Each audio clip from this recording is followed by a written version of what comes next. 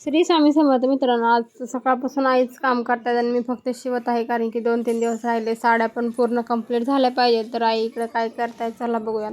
आई तर इकडं कशाची तरी भाजी निसत बसलायत आणि आम्ही इकडं सध्या तरी सगळं जेवढं कट झालं होतं तेवढं शिवून झालेलं आहे. आणि आणखीन 4-5 साड्याचा माप आला आहे. कालचा तुम्ही ब्लॉग जर बघितला असेल तर अशामध्ये ब्लॉग पण थोडेसे लेट येत आहेत आणि काढायला सुद्धा वेळ नाही. हाच मी एक जणाला काढायला लावला होता व्हिडिओ, तो पण त्यांनी एवढा म्हणजे झूम करून काढला आहे. पण चला, याच निमित्ताने कळत की कटिंग चालू आहे. तर कटिंग खूप साऱ्या होत्या, त्याच्यामुळे कटिंग चालू होत्या. आणि आज उपवास पण होता चतुर्थीनिमित्त.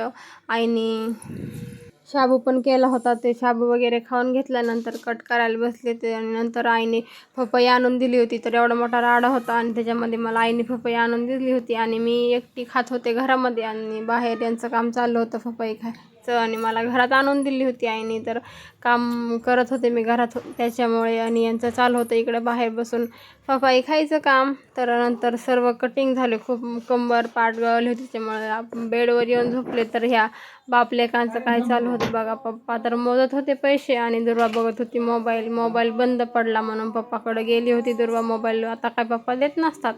आता 4-5 वाजता टाईम झाला होता चहा प्यायचा आणि दुर्वाला सुद्धा चहा प्यायचा होता. आई चहा पित होते आणि आईकडे जेवढे रॅक मला दिसतील तेवढे रॅकचे फुलपात्रे काढून दिले होते वाटतं. आणि इकडे चालू होती रात्रीची आरती. तर असा होता आजचा दिवस. Bye guys.